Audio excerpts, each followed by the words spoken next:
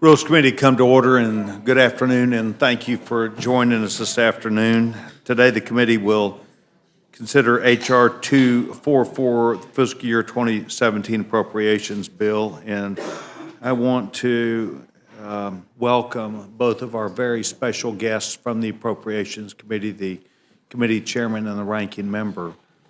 We met last week and asked that you please do your very best, and it looks like both of you have completed your work, and we're delighted that you are here. This bill includes, well, I think I'm for that. I didn't know whether that was a yes or no over there. We didn't ask for a vote yet, Judge. No.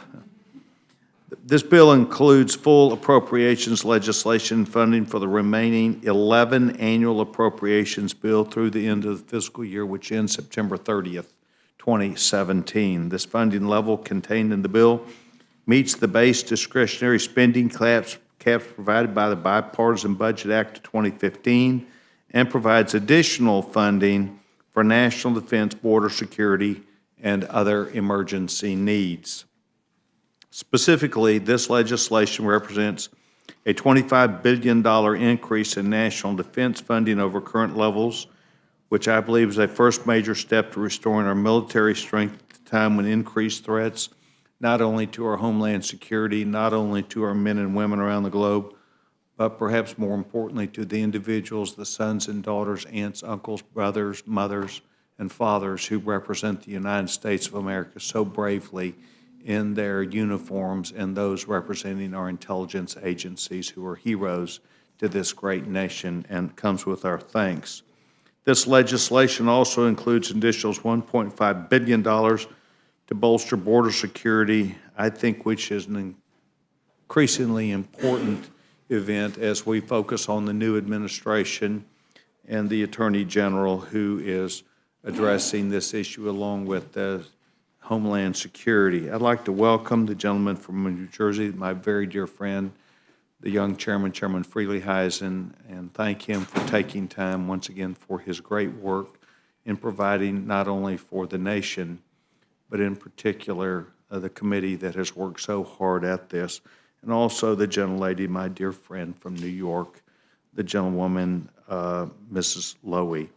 We welcome you to the committee. So before I turn to you both, I'd like to defer to the ranking member, the young gentleman from Massachusetts, for any opening comments or remarks you'd like to make. Gentleman's recognized. Well, Mr. Chairman, I want to welcome our two witnesses and thank them for coming to the Rules Committee. And Mr. Chairman, there's probably a whole lot I could say about how I feel about this deeply flawed process. And while it might be good therapy, I think I'm going to refrain from any comment other than to urge this committee to move forward, let us do our work, and let us keep the government running. So with that, I yield back.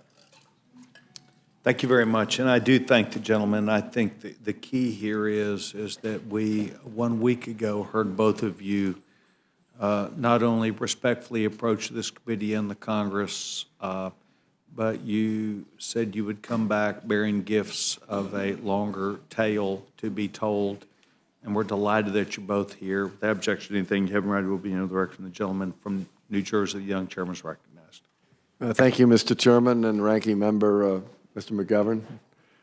Thank you for having me before the committee today to present the House amendment to H.R. 244, the final appropriations package for fiscal year 2017. It's a pleasure to be here with Ms. Lowy and to recognize her decades of service to the Appropriations Committee and recognize our working relationship. I'm here before the committee today to seek an appropriate rule to provide for the prompt consideration of this important measure. The bill includes full-year funding for the remaining 11 annual appropriations bill through the end of this fiscal year on September 30th, as well as emergency and supplemental funding. It provides a total of $1.163 trillion in the base and oversees contingency operations, global war on terror funding, meeting the base discretionary caps provided by the Bipartisan Budget Act of 2015, and providing additional funding for critical national defense, border security, and emergencies. The bill is a product of well over a year's worth of careful, committed efforts by every member in this body and the Congress, as well as all the members of the Appropriations Committee. It reflects our common values. It will help move our nation forward. First and foremost, the bill makes America safer and stronger.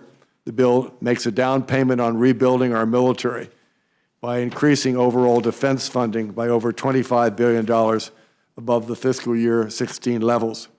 This includes funding to defeat ISIL, to counter radical extremism around the world, and support our allies.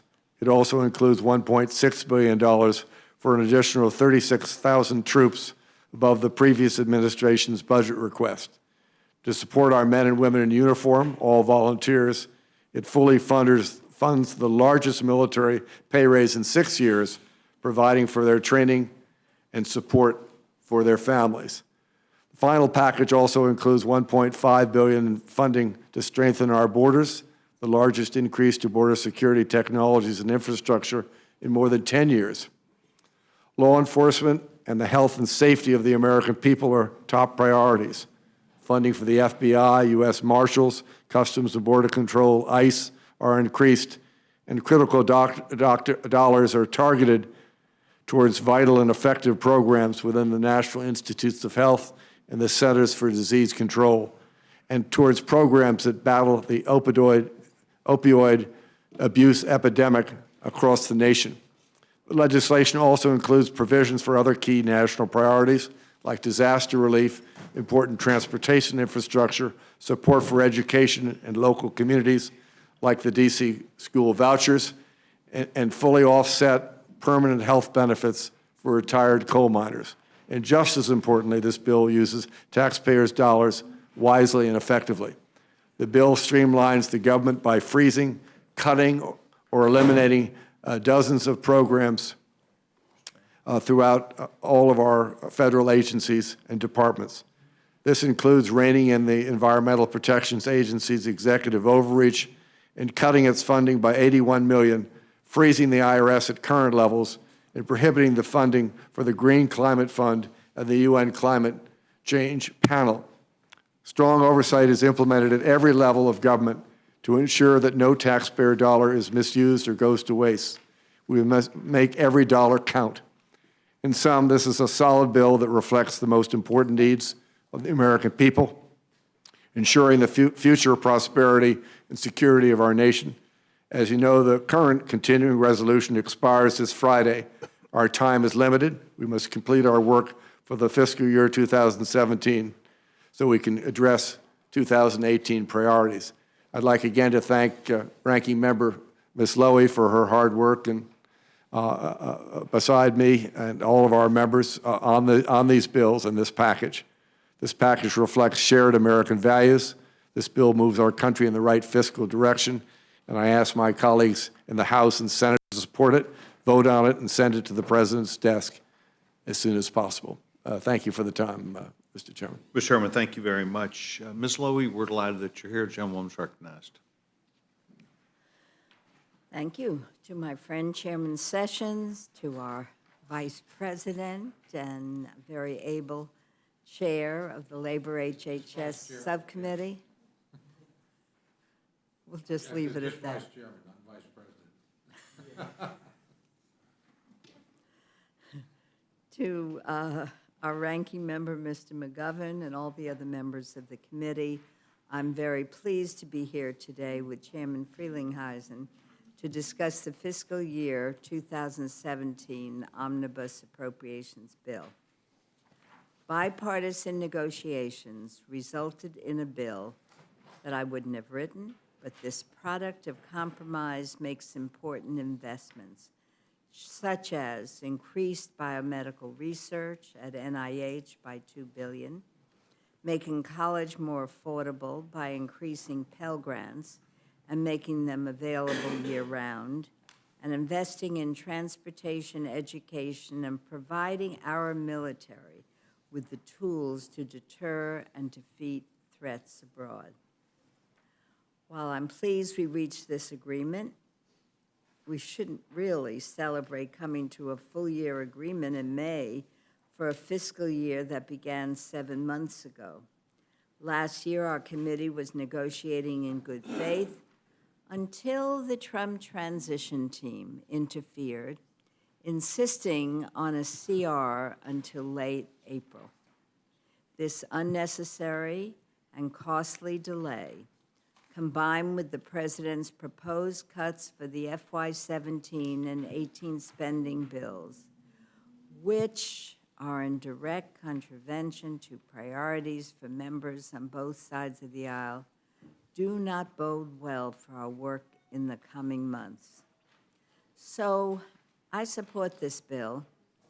I'm under no illusions that this president will try again to insist on draconian cuts that will harm hardworking families or will attempt to interfere in our ability to negotiate.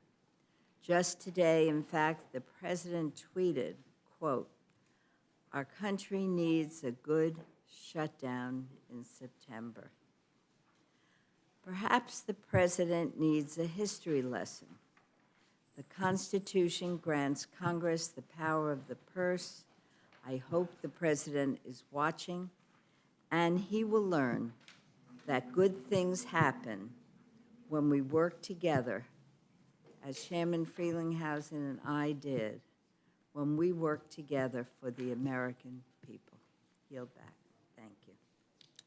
Ms. Lowy, thank you very much. Mr. Chairman, the responsibility that both of you have is not so much policy, although you carry the policy for you, but it's making sure you fund that policy and making sure that policy is funded properly and followed through. With that said, as you know, there are lots of controversial issues, so to speak, that are in our domain that we deal with. And one of those issues that I would like for you to, as best as you would choose, to speak about, and that is, and there is at least an amendment that is on this issue, but sanctuary cities, the funding of sanctuary cities, the issue as it relates across the country on sanctuary cities that became an issue, as you know, several years ago, in particular with the death outside of San Francisco. And I know there's been a lot said about this. What is the bill that's before us today? How does it address funding of sanctuary cities and those ideas? The bill has no money in there for sanctuary cities, or no language in there that relates to sanctuary cities. Thank you. Yeah. Another issue that is always difficult, and it has been an issue every year I've been on this committee, and it's come up before funding, is the viewpoint on funding for women's health, Planned Parenthood, and other issues related to that. And as I recall, Congress does not specify in its funding mechanisms people or places or things that would be decisions that reside by the administration. Is there anything in this bill that is funding for Planned Parenthood, money that's set aside for Planned Parenthood, or can you discuss any of the issues related to women's health? There's no funding in our bill for Planned Parenthood. The Department of Health and Human Services does have family planning funds, and those, the determination as to where those funds go, that responsibility lays with the secretary. But there are no funds in our bill for Planned Parenthood. No funds for Planned Parenthood in this bill. The issues also are related directly to the issues on the border. There's money, additional money. It's my understanding, but I'd like for you to clarify, that this continues the effort that really this administration is after to further not only develop their plan, but to also make available many technology and important updates along the border, fixing fencing, fixing things that might be weaknesses in the border right now. Could you please discuss what you believe that money is in for? Well, there's border? $1.5 million included in our bill. A billion? 1.5 billion is included. As I said in my opening remarks, the largest boost for border security we've had in over a decade.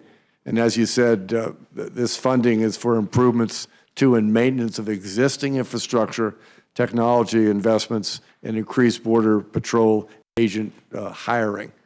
So it's specifically for those purposes.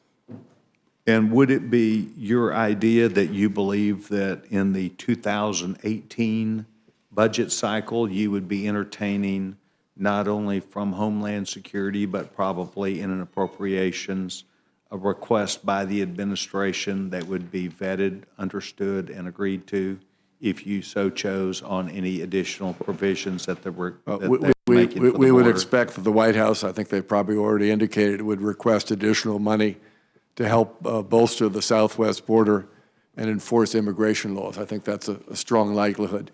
So this is a first step. They, in fact, as you know, wanted $3 billion, but we scrubbed those numbers and felt that the investments we make, that we put in here in terms of infrastructure, border fence, it would probably be a good first step towards fulfilling the president's objectives. Thank you very much. And last point I'd make, in reference to my statement about the falling within the budget caps, do you have any statement that you would make traditionally, meaning in the last year and a half, we could have made the statement that we were not only falling in line with the budget caps, but that we're equal to about the spending, discretionary spending levels for the year that we had in 2008? Do you believe that that is still the case? Well, I think for some of the departments, we are definitely back at the 2008 spending levels. I think that's pretty positive. I think we've been able to accomplish that without, too much damage and too many repercussions. But I think every committee chair, and we're talking about our committee having responsibility for the discretionary pot, not the entitlement. Yes, sir. The group of entitlements. I think every member of every chair and every ranking has been working very closely to reduce, certainly keep the discretionary spending level, and in many cases substantially reduce it. So I know Energy and Water, which I chaired that committee, is down, I think, to 2009 levels. So it's not without a lot of consternation and hard work, but I think those spending levels have been reduced substantially in just about all departments, with the exception, I think, of Veterans and Defense. Yes, sir. And of course, we do recognize that was an aggregate total that you gave, Yes. and yet you've had to whittle that down Yeah. increasingly.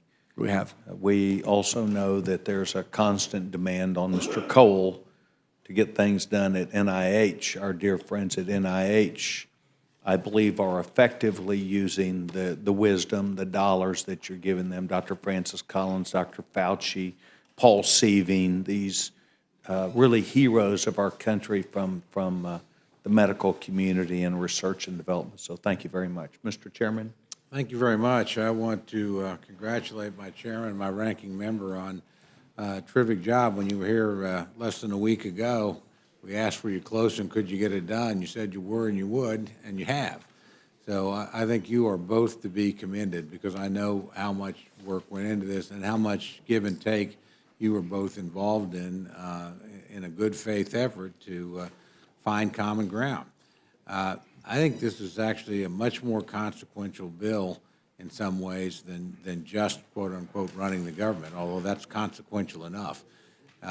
This is actually the first bipartisan, bicameral, compromise working with a new administration. It's actually real legislation across the floor that both parties have participated in and come to a common agreement on. And it's my hope that your good work actually becomes a foundation for other similar efforts, and certainly for next year. I don't have any illusions. My good friend, the ranking member, is precisely correct when she tells us that next year could be very difficult. And certainly, looking at the 18 fiscal year budget, we're going to have a truncated amount of time, as I know the three of us agree. We wish this had been done earlier. But I do think a lot of good things came out of it. The president, I think, can be very pleased with what he achieved in the areas of defense, and I think, more importantly, our men and women in uniform can be, and the certainty of funding there and getting out from under CR. As the chairman pointed out, what was done on the border is the most significant thing we've done in a decade, and it was done together, I might add. It's the things that both sides consented to. I'm obviously most familiar with the Labor H portion of the bill, and that is, I think, very bipartisan, quite frankly. Now, we probably squeezed it a little bit more than my friends on the Democratic side would like, because it's $2.8 billion less than the President Obama requested, and this should have been effectively his last set of appropriation bill. And it's about $1 billion less than we spent last year. But by prioritizing and by focusing on areas that we have in common, like the NIH, like the Center for Disease Control, like programs like TRIO and Gear Up, all of them, impact aid, all those areas got significant or at least modest increases. And to do that, we terminated 9 programs, saving over $1 billion. And again, that had to be done in a bipartisan way, or couldn't have been done at all. So it really was, I think, Congress working well. And I would hope my colleagues on both sides of the aisle follow the example of the chairman, the ranking member, and don't let the perfect be the enemy of the good. They certainly didn't agree on every single thing in here, and I know each of them had to leave on the cutting room floor things they would have preferred to have in the bills. But hey, welcome to legislation. Welcome to actually making a product work. And so I don't need to ask a lot of questions. I don't know the bill as well as the two of you, but I know it pretty well by now, having sat through all the hearings and been briefed by the chairman, certainly on our side, and kept all of us informed as our bills move beyond our level as Cardinals, and we're at your level as chairman and ranking member, and working with your colleagues in the Senate. Again, it's a much more complex process than I think most people in America recognize, with many more participants that they believe than they understand participate, and none of them able to dictate to anybody. I mean, everybody's got enough votes here, and the president's got a veto pen, that anybody can derail this if they choose to do it. And the fact that nobody did, and the fact that people came together, and the big debate is who won the most, I like that kind of debate. That's actually a pretty good way to look at legislation.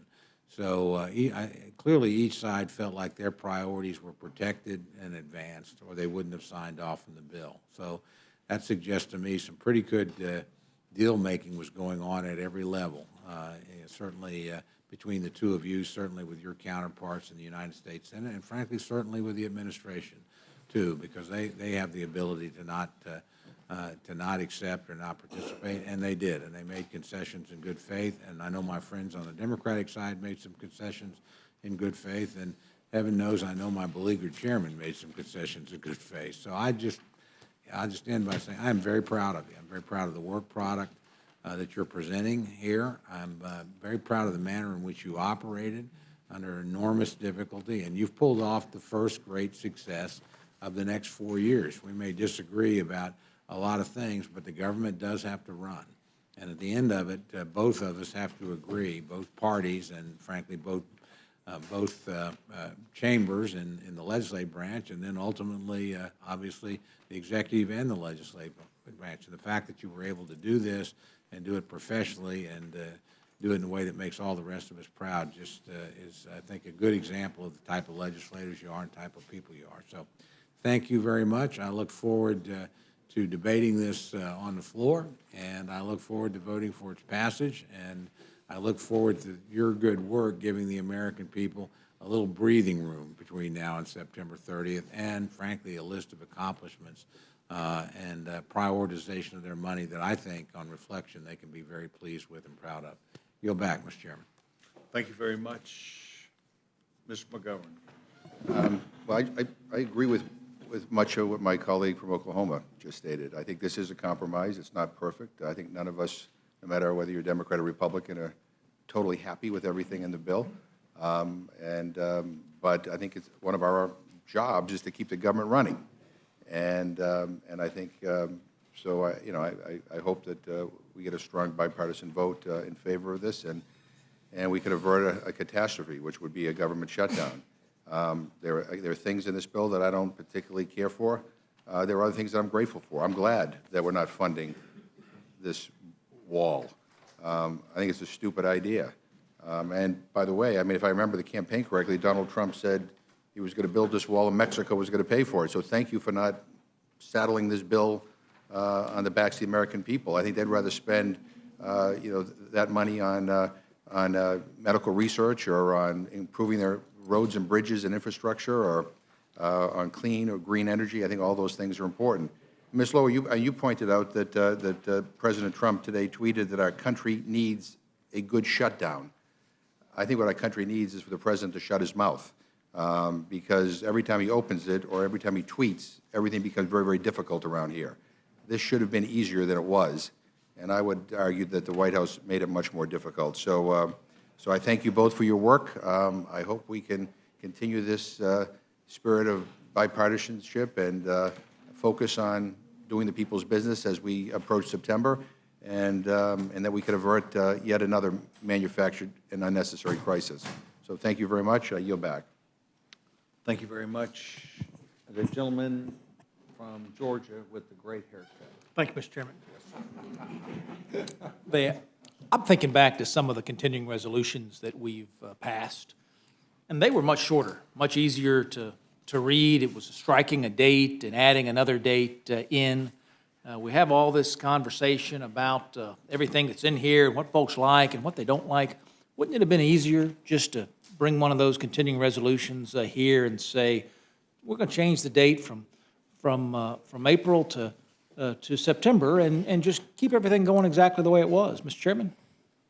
We wanted to get from under the CR to basically, we're an equal branch of government, and we would have sort of been running under autopilot with all due respect, looking after the previous president's priority. So I view this process as Congress exerting its authority and determining through a very bipartisan committee the road forward for the next 5 months.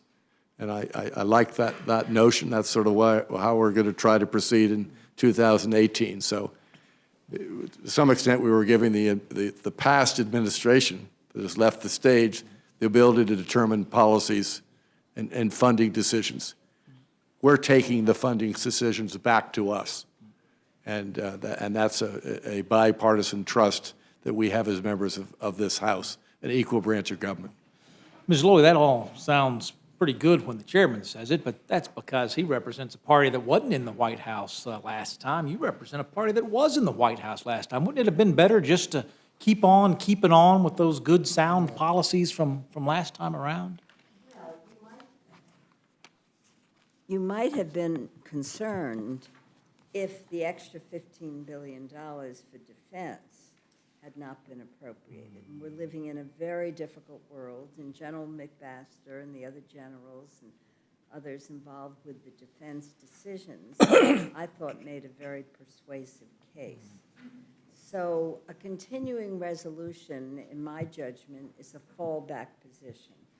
We have a responsibility as Democrats and Republicans to be appropriators and to face the challenges and not just have a continuing resolution.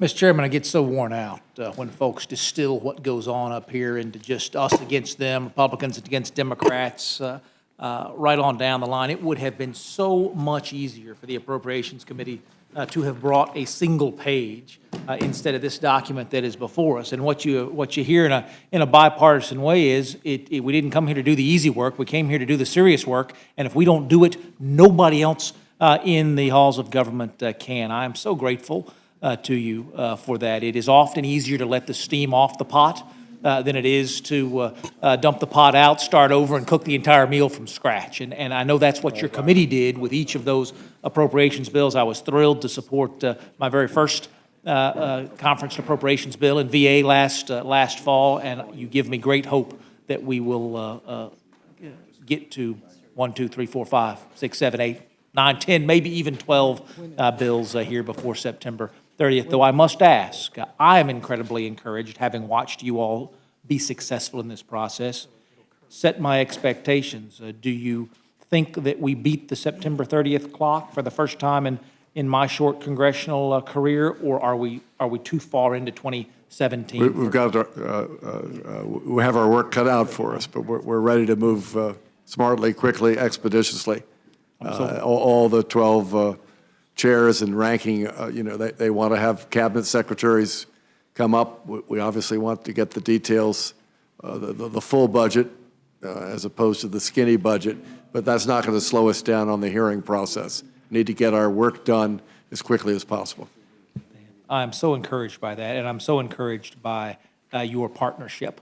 I wish the nightly news tonight would carry your bipartisan success instead of whatever else is going to make the headline tonight. Thank you for what you've done. Mr. Chairman, I yield back. Thank you very much. I appreciate the gentleman's comments specifically about this policy issue in the CR. It's most important.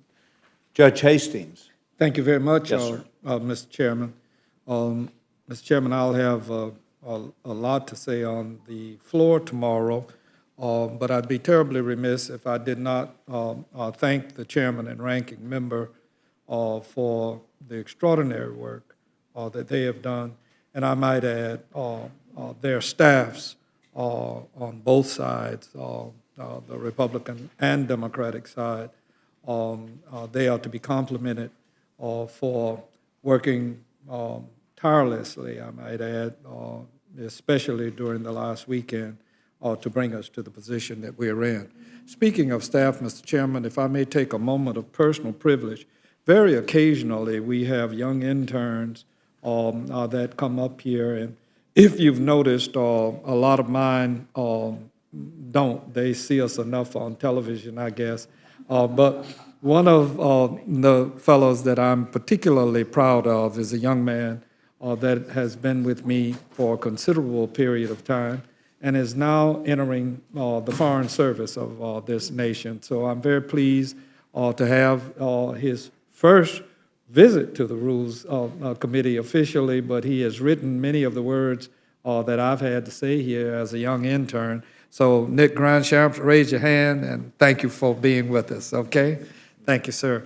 Mr. Chairman, I don't want to take credit for someone else's words, so I'll just suffice it to lift from an article that appeared in the Congressional Quarterly over the signature of Jennifer Schutt to express a moment of dismay regarding regular order. What she says is what I agree with, and that is the late finish for fiscal 2017 required long hours and weekend work for appropriators, their staff, and leadership teams. That means with 5 months left to go before fiscal 2018 begins, it's unlikely the spending committees will have enough time to hold hearings, write, mark up, and report out all 12 spending bills before October 1st. It's even less likely all of those spending bills will move across the House and Senate floors or make it out of conference or committee. This virtually guarantees fiscal 2018 will start with a stopgap bill. Somewhere along the line during the course of the last year, I believe I can say, I told you so. And I believe the chairman and the ranking member have indicated to us that this delay is going to cause them to get a slower start. And we'll be right back here next year with the same old, same old. And that's regrettable because we can, if we take the time, allow that the appropriators undertake the work that I know that they're capable of doing, and all of us that have been here for a protracted period of time that have seen them do it. Open rules, on all of the appropriations, and members had every opportunity to make their arguments. We will have here today a couple of our colleagues on either side of the aisle. I just happened to see them and was handed an amendment that they're likely to bring. And I share with them, and they know, coming from the coast, the concerns that all of us have for flooding. So my Louisiana colleagues might be pleased with some of the measures that are here, but I'm sure that they feel, as a lot of people in disaster areas have felt, that there could be more. I also do not think that the SOAR measure, SOAR, in the District of Columbia should be in this measure. I think it should be in a standalone measure and not be a part. But I'm very proud that both parties worked through getting rid of 160 poison pills.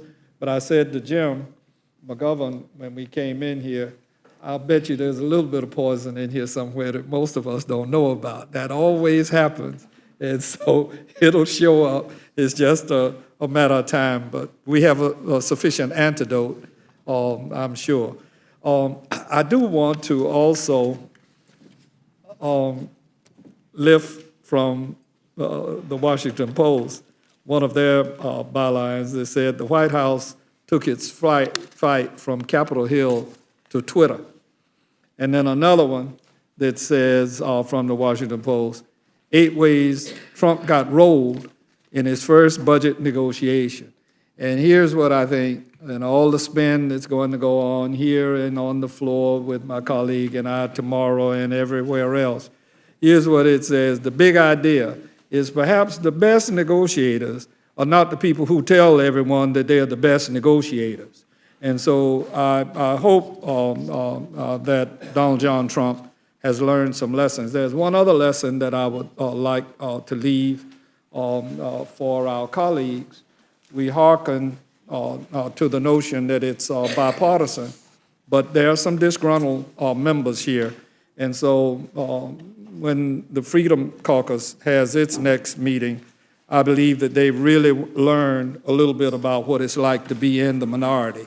So we proceed apace, and hopefully we'll come to our senses and begin regular order in this body, so as our good process will make for good policy. Finally, Mr. Chairman, I was just handed the fact sheet on intelligence authorization and told that it's going to be inserted into the rule. I just, having served on that committee for a protracted period of time, I understand some of the dynamics, but we need to be about the business of not just passing things unanimous in the middle of the night and not having the debate that needs to be had on intelligence authorization in this country. With that, Mr. Chairman, I thank you for the time, and I yield back. Thank you very much. I appreciate it, gentlemen. The gentleman did not ask any further questions, but in fact, you are correct. It is in the bill. And I thank the gentleman for his comments, not only observations, but his support of the Intelligence Committee's important work that they do. And I want to thank the gentleman. Is there any Republican member that would seek time? Mr. Bach? If you insist, Mr. Chairman. No, it's pure question. I would love some time. Gentleman's recognized. Thank you. Mr. Chairman, I was wondering, did you see the president's tweet today that he said our country needs a good shutdown in September to fix this mess, referring to this bill? I was just wondering if you agree with him that this bill is a mess. I don't think this bill is a mess, because we've worked on it. This has been a work product over 14 months with contributions from both the Republicans and Democratic members of Congress, a very high percentage. I think we're very proud of our work product. I'm not sure in which context the president put that notion forward, but having seen the results of previous shutdowns. I think it would be regrettable to see any more. I think it does damage to our nation in many ways. And what we've tried to do through this bill is provide some stability and predictability, most particularly for those who serve in our military around the world. It's pretty difficult to fight against ISIS and have a strong defense posture unless you have regular order where members can contribute and we can hear from our military leaders and meet their needs. And I give credit to the President for asking for additional defense dollars, which will help meet those needs. But I don't think, I hate to see us in any sort of a shutdown mode. Okay, and this is regular order? This is regular order, yes, it is. Got it. And may I add for the record, if I may, Mr. Chairman, the President supports this bill. He's already issued, I believe, a statement supporting this bill. So he may have been referring to another situation as yet to be identified. But in terms of shutdowns, I think nobody here wants to see a government shutdown. But he is supporting this bill. In the last fiscal year, the United States government accumulated approximately $600 billion of debt. And my understanding is that given historical interest rates, it will take us about $2 trillion to service that debt. Do you have an estimate of how much debt this bill will create? I don't, but I know that the chairman of the Budget Committee, Diane Black, could probably give you a pretty good solid figure. But most of what we deal with in the appropriations process is discretionary spending. The real cost drivers in the federal budget, with all due respect, are Medicaid and Medicare, interest on the federal debt. And our contribution is to cut spending wisely and to make sure that every dollar counts in the discretionary accounts with greater investments, as we see in this bill, on border security and national defense. And Congress took action in the last couple of years to add more additional support for the men and women who are our veterans. But I couldn't come up with a figure as to what maybe the budget analysts may see this might add to the debt, but it's not the discretionary spending accounts that are adding to the federal debts. We've been very careful to make sure that every dollar we have there, and there have been major reductions, which I've referred to before you got here, certainly in many of our bills, that we meet the objectives of, we're still under the budget caps, the Budget Control Act, and I think, so spending has been forced down. I can't give you the debt picture. I yield back, Mr. Chairman. You gentlemen yields back time. Thank you very much. Is there any other member? Mr. Pols, would you seek time? I do, thank you. Gentleman's recognized. The chair mentioned, and I'm not sure that that's correct, which is why I want to ask, that this is the product of regular order. Did you say that this omnibus before us is the product of regular order? Well, it's not regular order, shall we say, in the historic manner, but we started this process in February of 2016. There was a decision towards the end of the year, recognizing the outcome of the election, to move the final decisions for 2017 budget cycle, and that, of course, began October 1st into this year. So again, I think It's not regular order, Right. but in a Okay, sense, thank you our for committee clarifying. did regular order, I can assure you. but the individual, right, so a regular order would be each appropriations bill clears the subcommittee, clears the committee, is considered by the House as a whole, and passed. It's my understanding that most, if not all, most at least, if not all, of the appropriations titles in this did not clear your committee in their present form. Is that right? Yes, giving credit to Chairman Rogers, all 12 bills cleared the House Appropriations Committee. The question is when we could get floor time to do those bills. But certainly the committee fulfilled its promise to get the bills out of the committee in position. But to be clear, those are different bills than the ones that are in here. No, is that right? actually, in many ways, they're quite similar. They're almost identical. Similar, but I mean, No, there's- very, almost, I'd say in some cases, 99% of what we did when they cleared the passage through the full committee, these bills are I think, we had to conference with the Senate, but they are virtually the same bills that we had when we passed them out of the full committee in June of July of last And year. the final question on the additional 12 to 15 billion dollars of military spending. That, I want to be clear, is that extra spending? Is that deficit spending? Is that additional deficit spending, that additional military Well, spending? it goes into the overseas contingency account. It is an emergency. It has an emergency designation.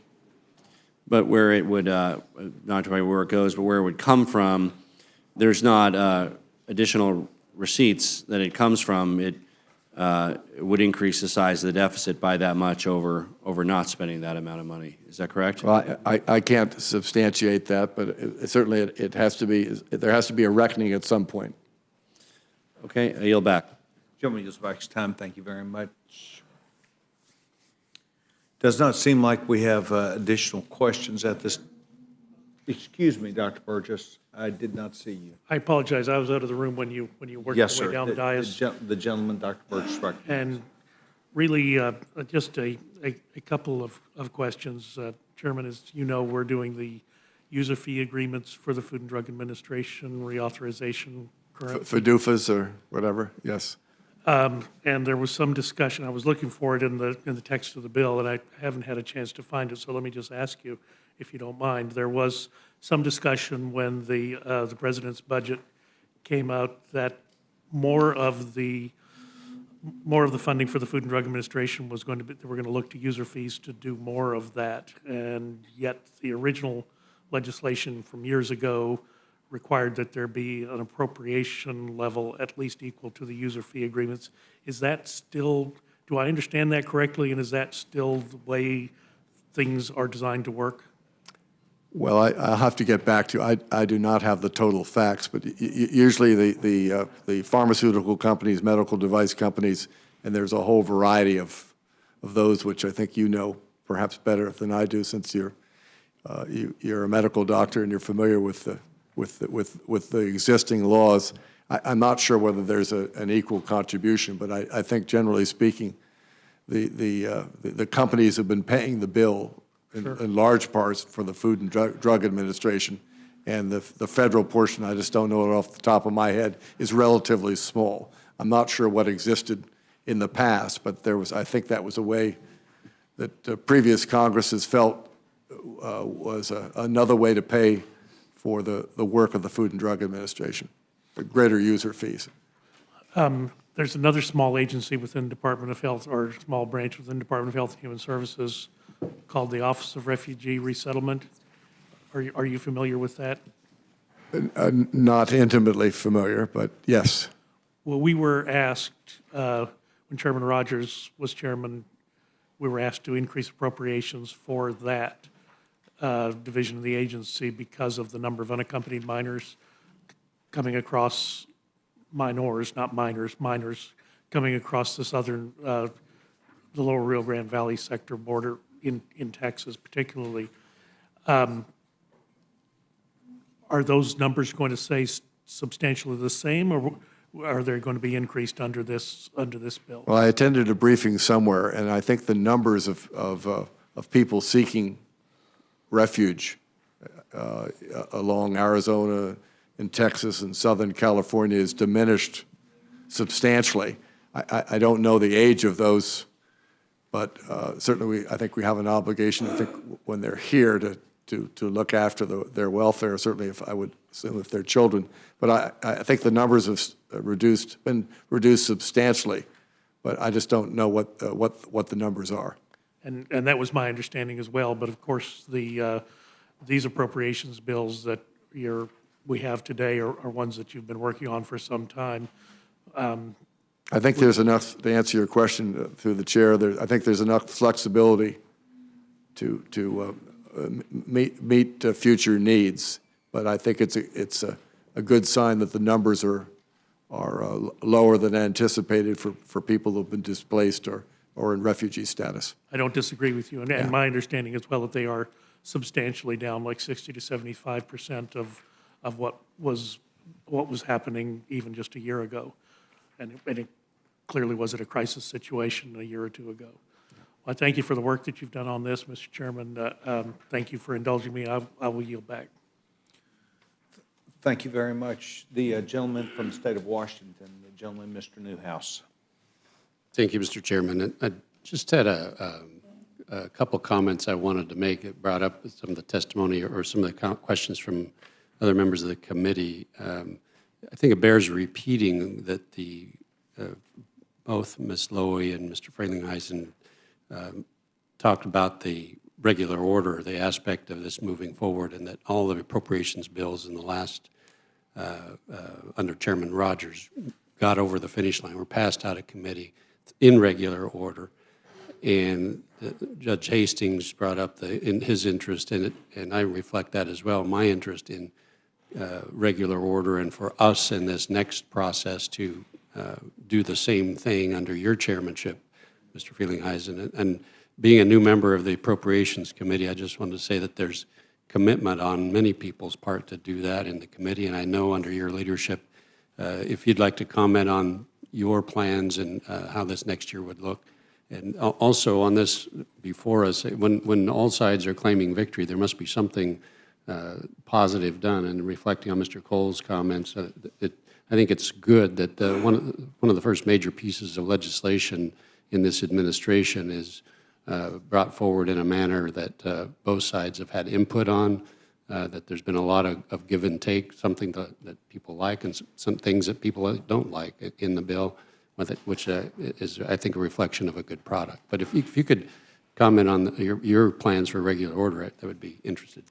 Well, we want to make sure we get this package passed tomorrow, and then we can really kickstart our 2018 budget process. Get all of our. We had in the last go around over 100 hearings, and I've sort of said to the chairs and certainly with encouragement to the ranking, because we work closely together, we need to expedite the process of bringing in the cabinet secretaries, the appropriate undersecretaries.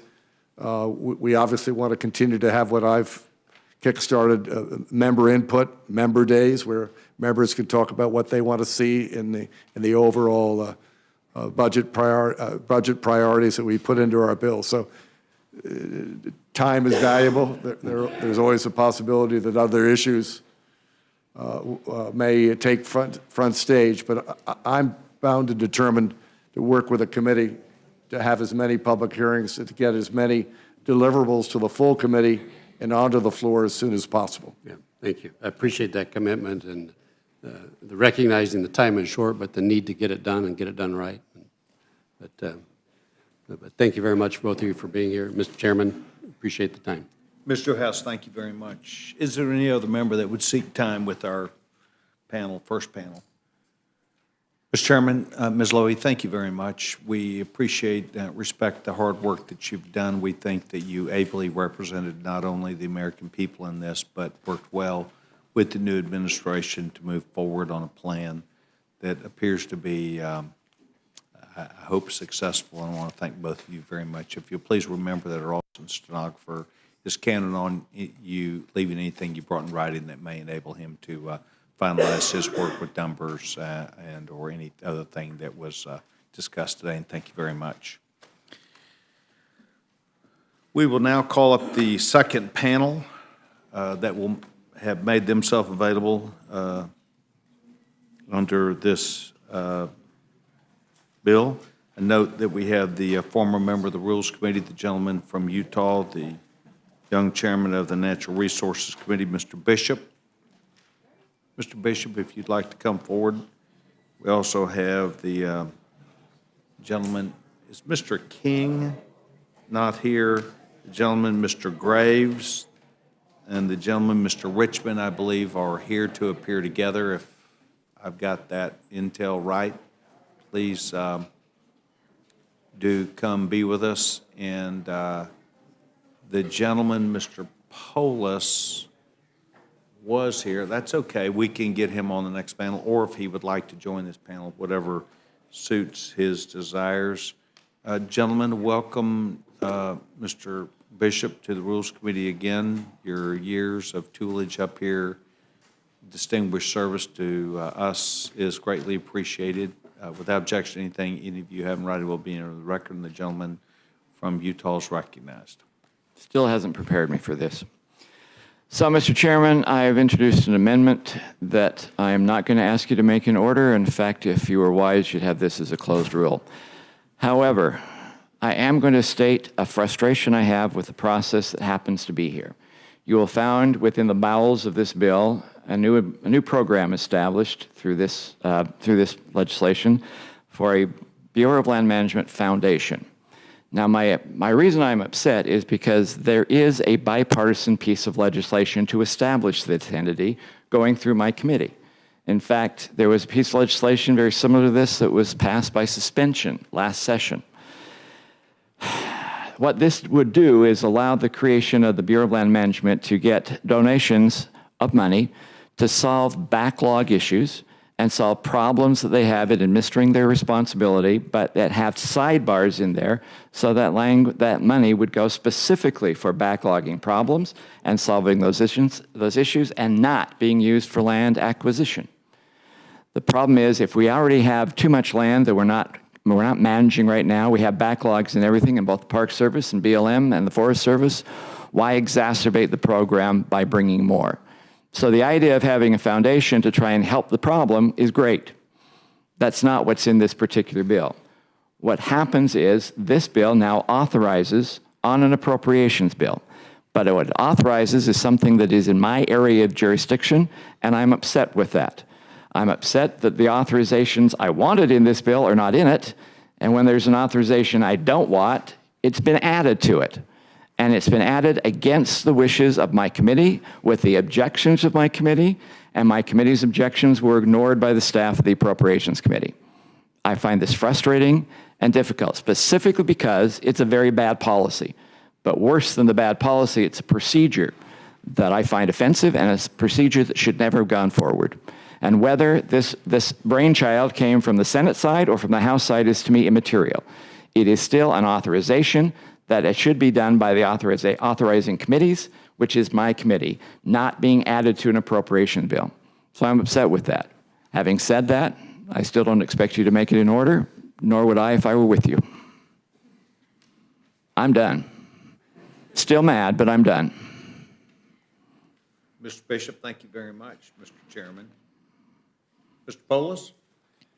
Thank you. I have a very important amendment along with my colleague, Mr. McClintock from California, that would prohibit the use of funds to prevent any of the various states from implementing their own laws that authorize the use or distribution or possession or cultivation of marijuana in their jurisdictions. You know, with each new state marijuana initiative, there come the same gloom and doom predictions. And in my state, these fears simply haven't come to pass. In 2012, Colorado was the first of many states that have chosen to regulate both medicinal and recreational marijuana.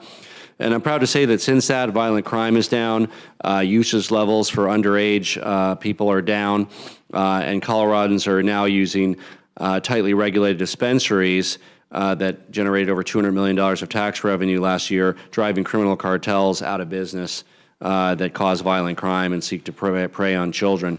This bipartisan amendment, to be clear, does not in any way, shape, or form legalize marijuana. It simply ensures the federal government doesn't waste its limited resources prosecuting men and women who are acting in full accordance with state law. The DEA has more pressing concerns and actions that are fully legal under state law. I would add that over 60% of Americans now live in a jurisdiction where marijuana is legal, either medicinally or recreationally. I am glad that the base text of the omnibus includes language that we've often called the Rohrabacher-Farr Amendment, which has similar language for a prohibition of federal funds with regard to states that allow for medicinal marijuana use within their jurisdiction. The McClintock-Polis language would simply extend that to ensure that our limited federal resources are not used to prosecute under federal law actions that are fully legal in our states under the regulated use of marijuana. So I encourage the inclusion of this in the omnibus, and I'm happy to yield for any questions. Thank you very much. Mr. Richmond, Mr. Graves, I'll let you guys, the gentlemen, determine how they'd like to make the presentation. Both are being requested if they would choose to make testimony. Sure. Thank you, Mr. Chairman. Thank you, all members. Appreciate the opportunity to be here. Mr. Chairman, in February of last year, North Louisiana experienced a 500-year flood event. Thousands and thousands of folks were flooded. In August. South Louisiana, the area that Congressman Richmond and I represent, received a 1,000-year storm event. To put things in perspective, the town of Watson, Louisiana experienced about 32 inches of rainfall in about 36 hours. The average American, let me say this very clearly, the average American received somewhere between 26 and 28 inches of rain in a year, and we received about 32 inches in about 36 hours. This was an extraordinary event. And unfortunately, Mr. Chairman, we've seen extraordinary events in this country, whether it be 9/11, whether it be the Joplin tornadoes, whether it be the Tuscaloosa tornadoes, Hurricane Sandy, Hurricane Katrina. We've had some extraordinary events that have happened. Hurricane Ike in your home state. And each time we've had these events, Congress has stepped up and they've recognized that the Stafford Act, the primary act for responding to hurricanes, to disasters, is insufficient. And that in those extraordinary events, the Congress steps up and lets the American people know that we've got their back, that we're going to be there. In the case of this 1,000-year flood event, the 500-year flood event, we had about 112,000 homes flood. 112,000 homes. And so, multiply that, do the math with the families, do the math with the additional businesses on top of it. To date, and I want to thank the Appropriations Committee, I want to thank the members here, approximately $1.6 billion has been provided to help recover our communities. This flood, again, February and in August, and none of those funds have been distributed to people yet due to the bureaucracy of the federal government and other challenges in getting the money out the door. Just this weekend, we had a 70-year-old woman, and I don't want to pretend to understand all the details, but got an urgent phone call over the weekend. 70-year-old woman who's living in her gutted home in South Louisiana waiting for recovery dollars. She died. Some of the volunteers went in there. They were trying to clean up her home and trying to do what they can to make it more livable. They found her dead. This is going to continue happening. We've seen rampant foreclosures. We've seen people selling their homes for pennies on the dollar, not reopening businesses. This is an extraordinary event. And I understand that this is in Louisiana today. I get it. But you know what? There's going to be an earthquake. There's going to be a tornado. There's going to be a terrorist attack. Somebody else is going to get hit by a hurricane. When you do the per capita analysis, we're looking at somewhere around 20% of the per capita assistance under this disaster as compared to Hurricane Sandy. I want to be clear. I'm just talking about under the Community Development Block Grant funds, not all the other funds provided for Katrina, because Community Development Block Grant disaster recovery are virtually the only dollars we've received in this flood disaster. So we have 4 amendments up. One of them is a bipartisan amendment with Congressman Richmond, which again, we represent South Louisiana. It adds an additional $400 million, which is far short of what the assessment says is needed. We're not asking for anything near the 100% per capita for Hurricane Sandy or other disasters. We're trying to get to somewhere around perhaps 40%, 45% perhaps. Number 2, we have a bipartisan amendment with Congressman Richmond that would eliminate, just as was done in 2005, 2006, it would eliminate a $500,000 per structure deductible required for schools. We have schools in Livingston Parish, Louisiana, and other places that simply cannot reopen. They can't afford to reopen. And so we have students that are in limbo right now. We have parents that are in limbo. We're trying to restore the communities. This is not precedent setting. It was done before. Again, bipartisan amendment. We have a 3rd amendment that pluses up the disaster account by about $350 million, offset by GSA funds. And we have a 4th amendment and final amendment that would take what was done in the Water Infrastructure Improvement for the Nation Act of 2016, the WIN Act of 2016. Section 1144 says that that any project that would provide flood protection in a disaster area, federally declared disaster area, would be prioritized. Therefore, we take funds that are appropriated in the bill and put $100 million in an account for any project in a federally declared disaster area to go toward building those projects. We have the Comeet project in South Louisiana, authorized by Congress in the mid-1980s. It has made virtually no progress in construction except for one small structure, has a long way to go, and this is the area that was flooded. It would provide more certainty and flood relief moving forward for this community, give them security in the investment of their insurance checks and other checks. So with that, Mr. Chairman, I yield to my friend from Louisiana, Mr. Richmond, but I just want to reiterate, everybody's going to experience an extraordinary disaster at some point. Unfortunately, they are.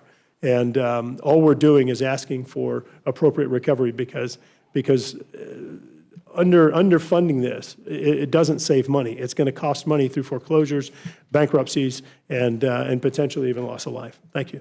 Thank you, sir. Mr. Richmond, welcome to the Rules Committee. We're glad that you're here. Gentleman's recognized. Thank you, Mr. Chairman, and thank you to the members of the committee, and to my colleague Garrett Graves from Louisiana. Thank you. And just to be sensitive with your time and appreciative of your time, I will not go back over the 4 amendments that Representative Graves covered. I think he did a great job, except to say one thing on the school structures. Right now, and you know school campuses, and the school campuses may have several buildings. To have a deductible on each building of $500,000, it becomes cost prohibitive to get those schools rebuilt and to get children back into a normal part of their life. And I support all of the amendments that Representative Graves talked about, but I have an additional amendment, which is a lot more aggressive, and that is to give to the governors of Louisiana, South Carolina, North Carolina, Georgia, and West Virginia the CDBG disaster dollars that they have requested and that HUD has agreed that there's a need for, but that was not included. And let me just say, I don't want you all to think that Louisiana and this storm was people living on the bayou, on the coast, who took risks. This was 7 trillion gallons of rain in less than a week. And some of the places that flooded were 22 feet above sea level. This was an act of God. This was Mother Nature at her best or worst, depending on how you look at it. And one of the things that makes America great and that makes us exceptional is that when we find our citizens in a place of despair through no fault of their own, in circumstances where they don't have the capacity to help themselves, we step up as a government, we lock arms, and we help people. And we have times in our history where we have demonstrated that over and over again. 9/11, Katrina, which hit New Orleans, and I lost my house. The whole country locked arms with us and helped us. And here we have Louisiana, South Carolina, North Carolina, Georgia, and West Virginia, who still have residents that have an unmet need that will go without addressing if we don't give our body a chance to vote on it. And let me just tell you what that looks like, because I lived through it. It means that your home is still gutted. It means you have no sheetrock. You probably don't have much electricity. Your roof has a blue tarp on it, and you're staying with neighbors or friends or relatives. Maybe you're in the state, maybe you're not in the state. It means your kid's not in the school that they used to be in. It means that you're not going to the church you usually go to because that church took damage. It means your whole life is on pause, waiting for the federal bureaucracy and the state bureaucracy to fix and help you fix the problem, which means we have to appropriate the money. The state has to come up with an action plan approved by HUD, and then HUD disseminates the money, and then the state goes through the verification process, make sure we don't have fraud, waste, and abuse, and we disseminate the money. The unfortunate part, and I lived it, the depression that hits, the sense of being overwhelmed and not having the ability to work yourself out of it, because it's hard to go to work and it's hard to focus when you don't have a place to go home to. And I don't know how many of you all have in-laws or family members who come stay with you, and after a week or 2 weeks, you wish they were gone. Think about the case where you have family members that come to stay with you for a year or so because they just can't cope. And so all I'm asking this committee to do is to give us the ability to make our case to the body that the reason why we don't offset disaster funding is because we understand the role of government. And I would just ask that you give us a chance to make our case to the body that these 5 states and the people who live in these 5 states really need some assistance. And I just want to end with this, that I am very, very consistent. When Sandy hit, I went to the floor to thank the body for what they did for me after Katrina and the residents of Louisiana, Georgia, Texas, and Alabama. But I also went to advocate for the families in New York, New Jersey, and all the places affected by Sandy because I went through it. And I thought it was the right thing to do. Unfortunately, it's my turn back in the barrel again, and I'm before you today asking you in the same consistent manner to give those 5 states the ability to get their citizens' lives back in order. And with that, Mr. Chairman, I would just thank you for giving me the time to make that case. Mr. Richmond, thank you very much. Can you remind me the approximate days when this big rain occurred? Because as you talked about it, it was not just in Louisiana, it was in other parts of the country. When was that approximately? Approximately August 12th. August 12th. That was the South Louisiana rain. The north one was February, I can't remember the exact date. Early February. That wasn't our district. 2 events? Yes, sir. 500-year flood in February in North Louisiana, 1,000-year event in South Louisiana on August 12th. Thank you very much. Thank you, Mr. Chairman. If I could have you hold your position, please. Yes, sir. We're delighted that you're with us so much so that we're going to have you take questions from the committee. Oh, absolutely. That, as they choose them. Mr. Chairman? Gentleman from Massachusetts. Thank you for coming. I support making your amendments in order, and I even support making Mr. Bishop's amendment in order that he does want to make an order. Yeah. I mean, at some point, we got to take a stand against a process that is deeply flawed, and that sometimes means, going on record and actually, demanding a vote on some of these things. But I thank the gentleman for being here. All right. Thank you very much. Judge Hastings? Thank you very much, Mr. Chairman. Yes, sir. I support all the amendments of the gentleman. And I would add that maybe Mr. Graves and Mr. Richmond might very well look at a measure that I've offered from time to time, creating a disaster relief committee in Congress. I've even sought at least partial ways of funding it, and that is with an income tax checkoff that would allow for people to volunteer funds if they so chose to such a committee.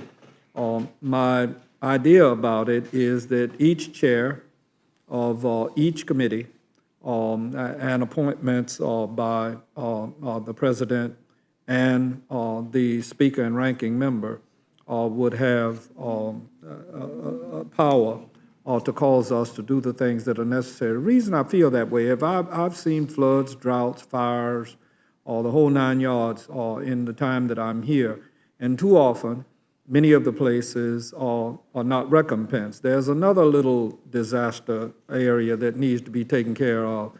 FEMA can only address a certain number of people, but I got news for you. When you lose your house, it doesn't matter whether you're the only one or 1 of 1 million. It's your house that's lost, and we need to be able to address that in this place with emergency disaster relief. There were people over this past weekend, 16 people killed, people in various areas where only 3 houses were damaged. My good friend Benny Thompson from Bolton, Mississippi, lost an individual with their life. And yet, I say to you, Chairman Richmond, I hear you loud and clear on the fact that the residual is not being addressed, but would you believe from hurricanes in Florida that there are still blue roofs on the houses, or from drought in this country, or from floods, as many as a decade ago, have not been addressed? So I share your concerns, and we need to really give serious thought to being able to do in an emergency way what's necessary I'm glad that in this bill, there's stuff in here for fires, or there are going to be more of them, and we need to be able to address it in a meaningful way. Anyway, I'll talk with both of you about it. Thank you. The Judge yields back his time. Thank Yes. you very much. Is there any other member of the committee that would seek time with this panel? I want to thank all four of you, not only for taking the time. Mr. Graves? Correct the record, Mr. Chairman, the North Louisiana flood was approximately March 8th of 2016. March 8th of 2016. Thank you very much. I appreciate that. That is always good. Gentlemen, thank you very much. Appreciate you taking time to be with us today. Yes, sir.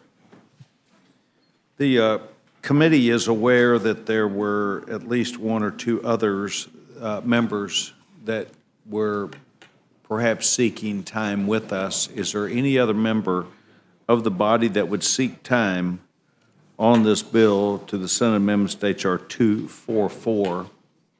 Seeing none, this now closes the hearing portion of the Rules Committee presentation, and the chair will now be instructed of a motion from the gentleman from Oklahoma.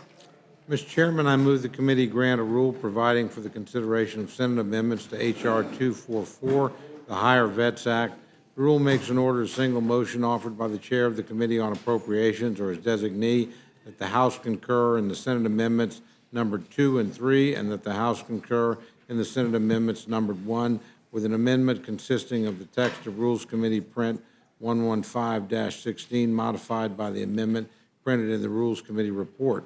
The rule waives all points of order against consideration of the motion and provides that it shall not be subject to a demand for division of the question. The rule provides that the Senate amendments and the motion shall be considered as read. The rule provides 1 hour of debate on the motion equally divided and controlled by the chair and ranking minority member of the Committee on Appropriations. Section 2 of the rule provides that the chair of the Committee on Appropriations may insert in the congressional record not later than May 3rd, 2017, such material as he may deem explanatory of the Senate amendments and the motion specified in Section 1 of the rule.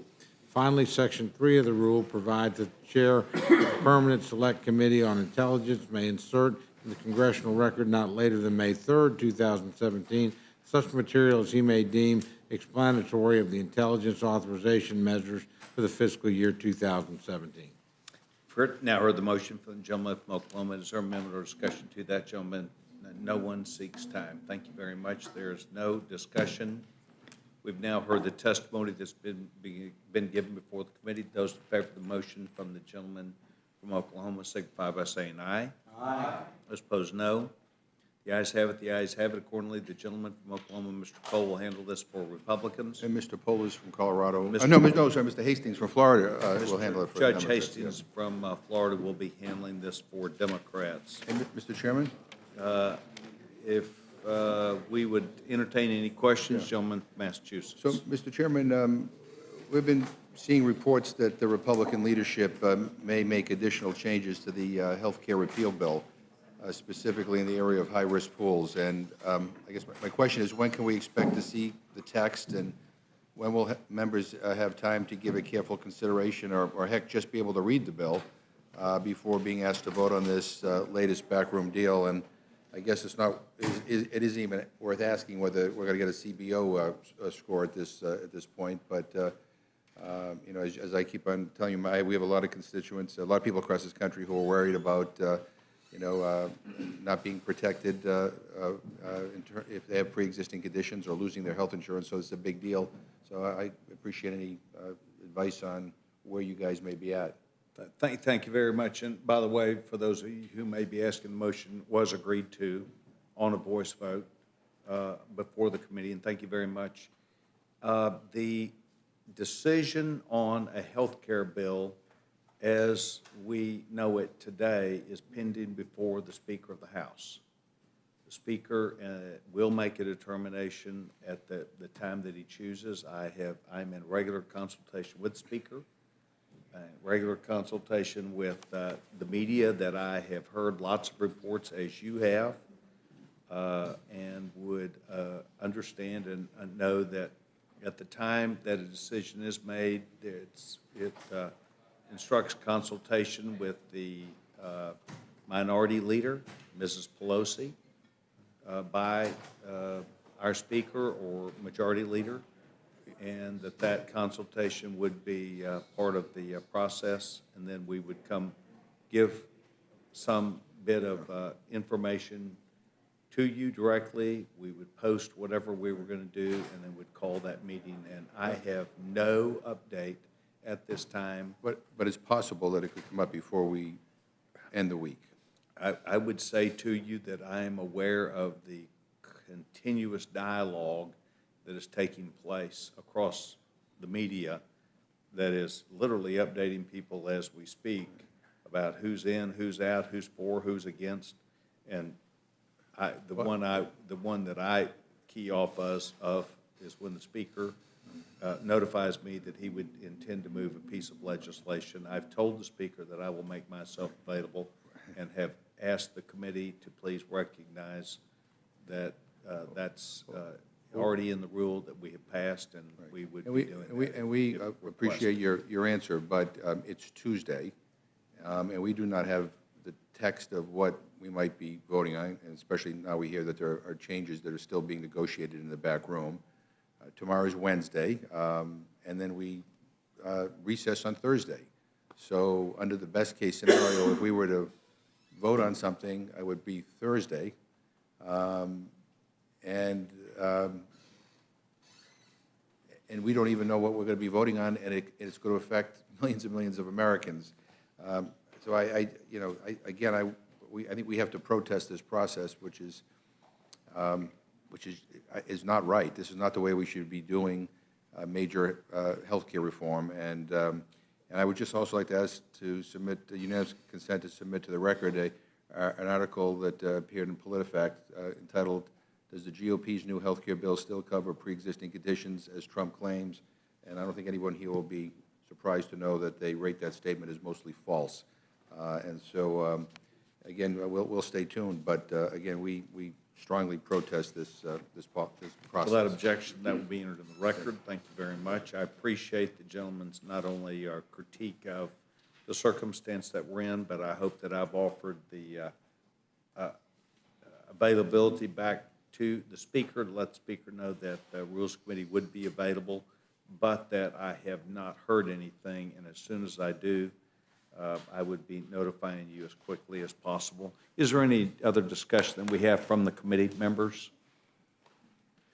Thank you very much. I appreciate the hard work, and I also want to acknowledge that the work that was done last night around probably 2 o'clock in the morning to move this bill was accomplished by the staffs of this committee, and I appreciate their hard work and late hours.